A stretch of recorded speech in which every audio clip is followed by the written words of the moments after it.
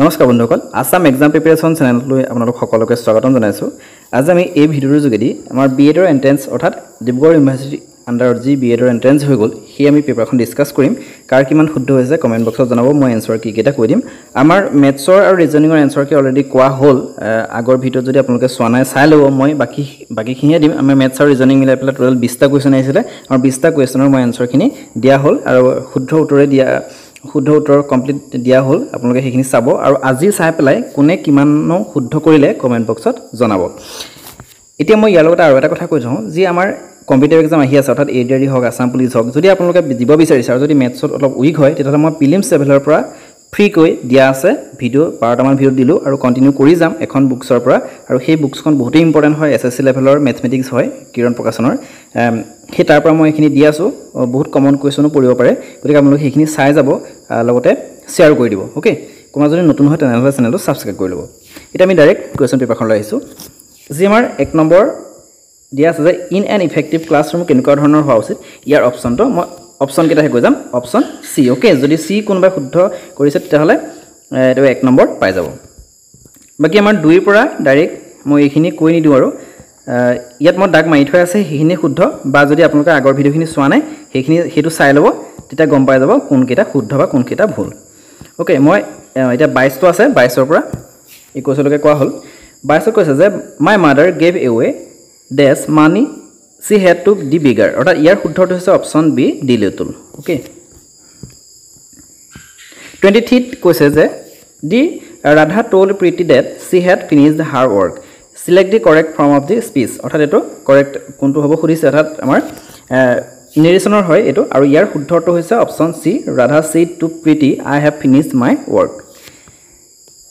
24 rainfall অৰ্থাৎ abundantৰ কি খুদিছে abundantৰ খুদিছে antonym খুদিছে okay ইয়াৰ শুদ্ধটো হৈছে option A insufficient 25 which of the following sentence is incorrect ইয়াৰ শুদ্ধটো হৈছে অপচন সি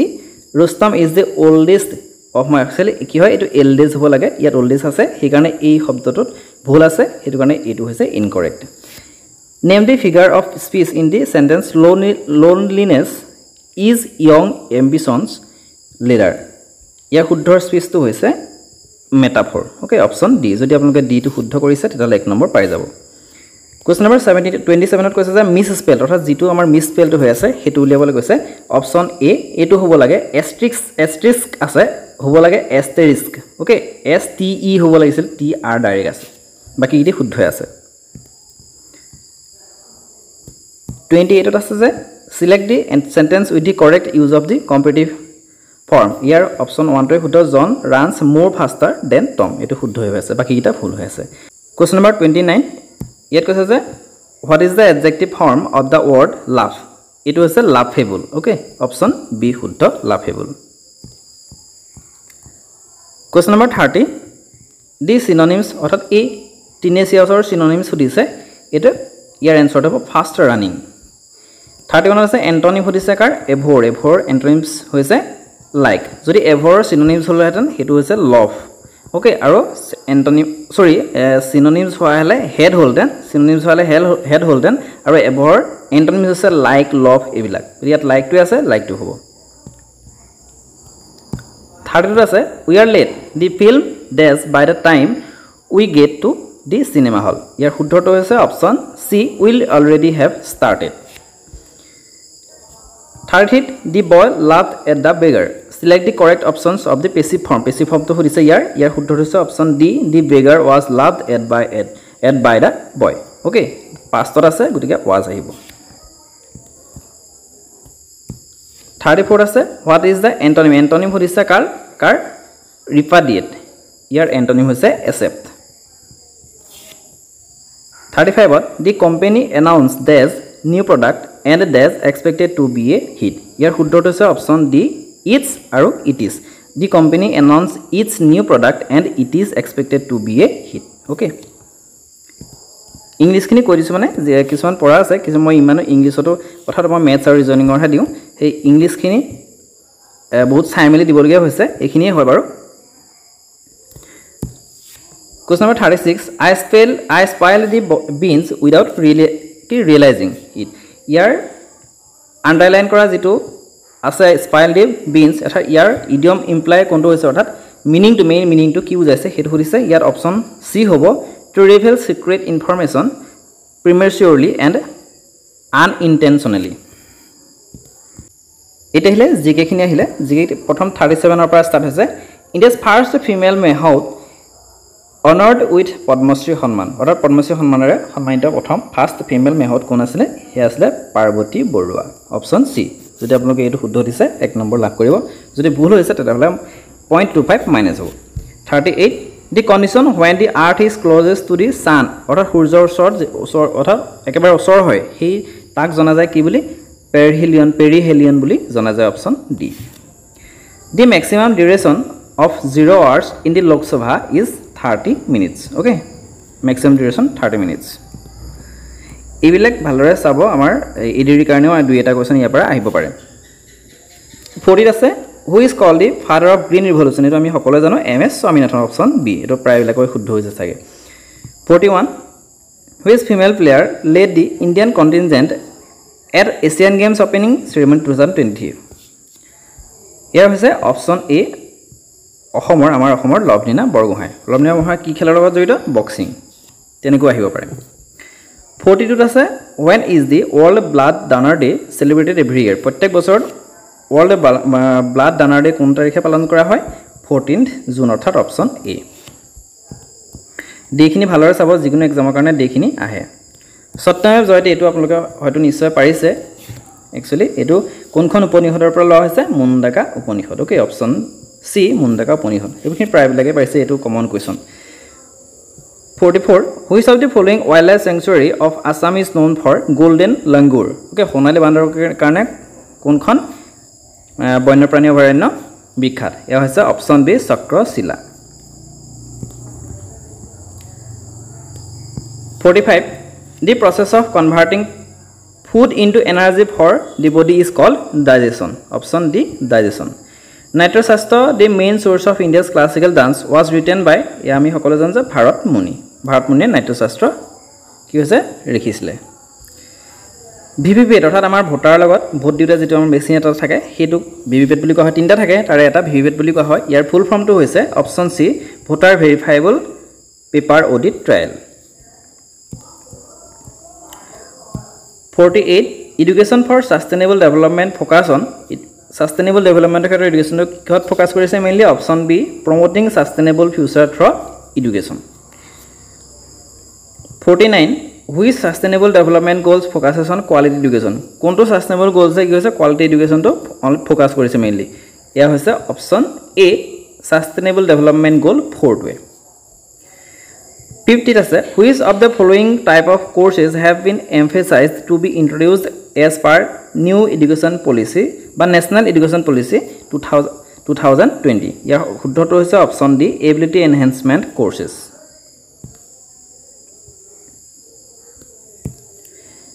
51 new national education policy 2020 recommends কি multilingualism অৰ্থাৎ বহুভাষী শিক্ষাৰ ক্ষেত্ৰত বেছি গুৰুত্ব দিছে okay The first nationwide 5G mobile network কোনখন দেশে লঞ্চ কৰিছিল এম সকল প্ৰায়বিলাকৰ শুদ্ধ হৈছে এটো সাউথ কোৰিয়া প্ৰথম 5G মোবাইল নেটৱৰ্ক লঞ্চ কৰিছিল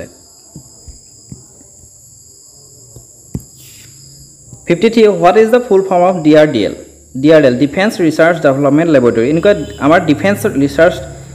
DRDOৰ আন্ডাৰত এইবিলাক থাকে আৰু defence research and development laboratory আমাৰ অসমতো এটা আছে DRDO অৰ্থাৎ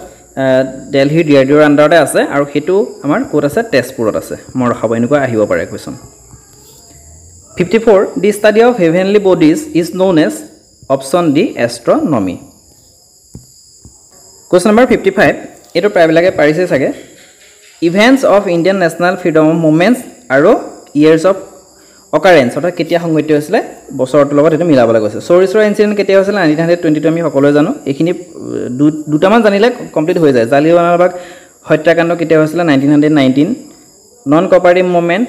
অহযোগ আন্দোলন 1920 আৰু এই 1920 আৰম্ভ হৈছে আৰু সৰিছৰ ইনসিডেন্টৰ কাৰণে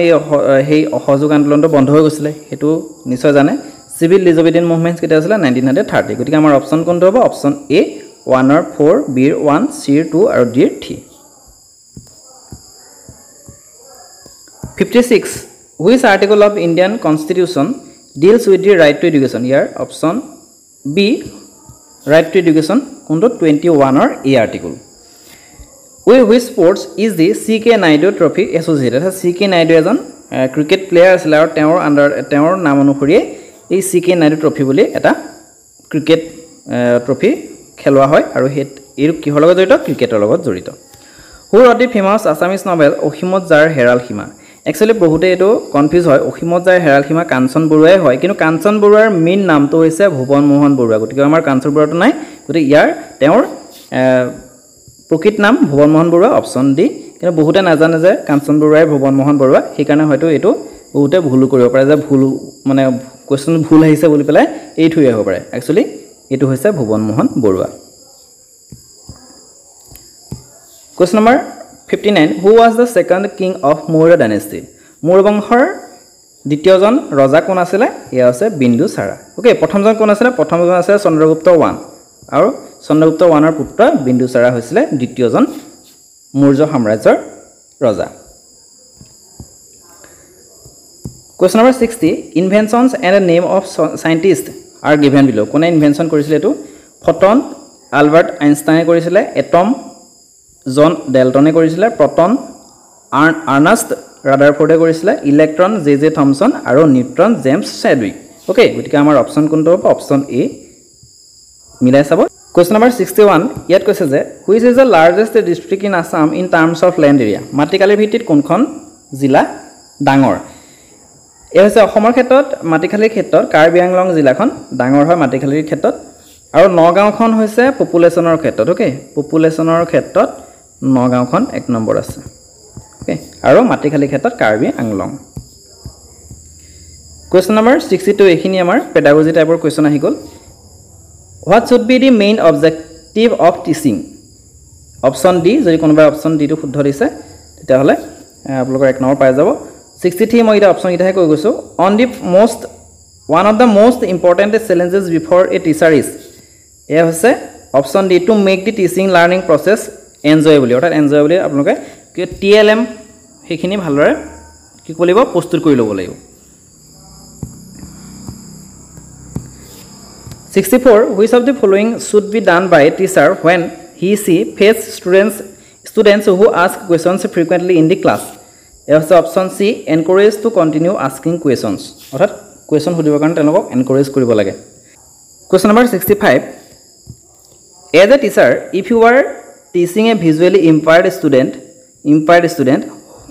along with normal students,